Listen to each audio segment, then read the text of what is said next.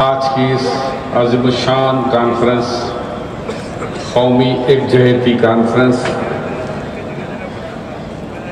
میں شرکت کے لیے آل انڈیا جمعیت العلماء ہند کے صدر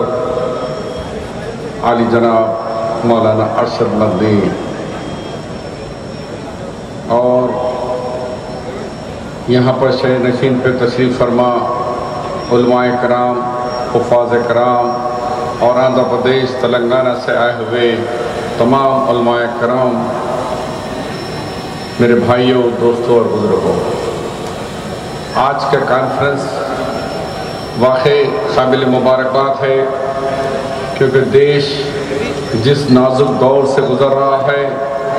اس نازک دور سے پہلے سے پہچان کر اس ناسور کو دور کر ملک اور کہیں ٹکڑے ٹکڑے نہ ہو جائے بلکہ اس ملک کو یکجہتی سے رکھنے کے لیے ہندو، مسلم، سکھ، عیسائی تمام قوموں میں یکجہتی پیدا کرنے کے لیے جمعیت العلماء ہند نے جو اس کانفرنس کے انعقاد کیے ہے، جس مضمون پر یہ کانفرنس بلائی گئی ہے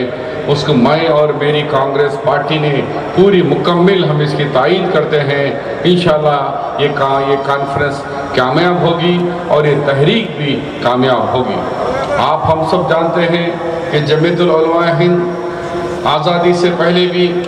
آزادی میں ان کا حصہ، آزادی کی جد و جہد کے حصہ، جس طریقے سے انگریزوں سے لڑ کر اس ملک کو آزاد کرائے گا، اور جب دستور آئین بنایا جا رہا تھا اس آئین کو یہ رکھا گیا کہ یہ مذہب سے الگ ہو اور اس کے اندر تمام مذہب کے لوگوں کو اور تمام مذہب کے ماننے والوں کو ایک ہی سب کو مساوی حقوق دیے جانے کے لیے اس دور کے اندر بھی جمعیت العلماء نے دستور بناتے وقت بھی اپنا حصہ ادا کیا۔ اور میں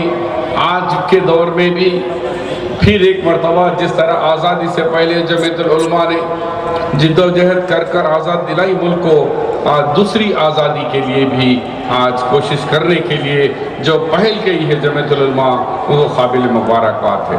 میں ایک بات، کیونکہ مجھے 5 ہی منٹ دیے گئے ہیں، کل ہم نے رات میں ٹی وی میں دیکھا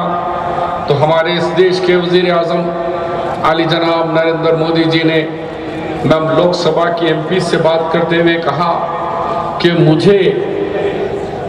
نقصان پہنچانے کے لیے کچھ لوگوں نے کہہ رہے ہیں کیونکہ میں غریب ماں کا بیٹا ہوں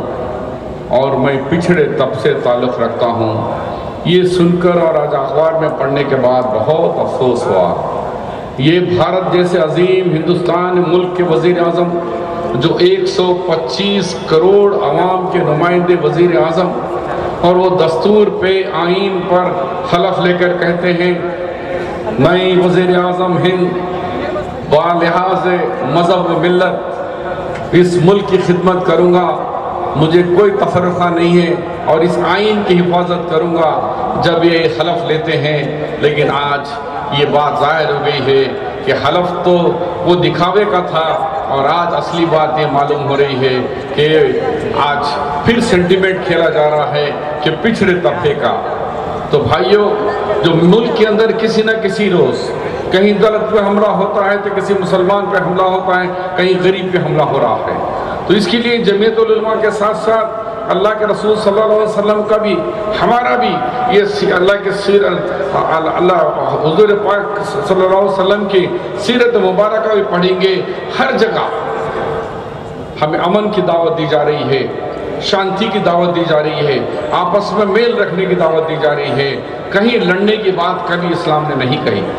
اسی طریقے سے دوسرے مذہب میں بھی ہے، اس نے بھی کہا کہ مانو سیوا نے مادھو سیوا، یعنی انسانیت کی خدمت ہی خدا کی عبادت ہے۔ یعنی یہاں بھی کوئی مذہب یہ نہیں کہہ رہا کہ لڑو آپس میں، لیکن سیاسی فائدے کے لیے کچھ جماعتوں نے جو 3-4 سال سے روز ایک نیا مسئلہ اٹھا کر جس طریقے کی بات کی جا رہی ہے، ہم جانتے ہیں کہ ماں کی خدمتوں کے نیچے جنت ہے، مگر ہمارے دیش کے پردھان منتری جی نے ماں کی خدمت تو نہیں کری، اپنی بیوی کی تو ساتھ نہیں نبھایا، لیکن آج مسلم پرسنل لا کے اندر ہمارے بہنوں کے ہمارے خواتین کے اوپر انگلی اٹھا کر کہتے ہیں کہ یہ بات کریں. تو ہم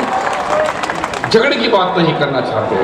ہم امن اور شانتی کی بات کرنے کے لیے جو مولانا ارشد مدنی صاحب تشریف فرما ہیں اور یہاں اتنے ہزاروں کی تعداد علماء کرام آئے ہوئے ہیں. میں بھی سننے کے لیے آیا ہوں. میں پھر ایک دفعہ بحیثیت محمد علی شبیر اور کانگریس پارٹی کے leader of the opposition Telangana کی حیثیت سے یہ کانفرنس کی کامیابی کے لیے دعا بھی کرتا ہوں اور پورا تعاون ہماری پارٹی کرے گی. خدا حافظ.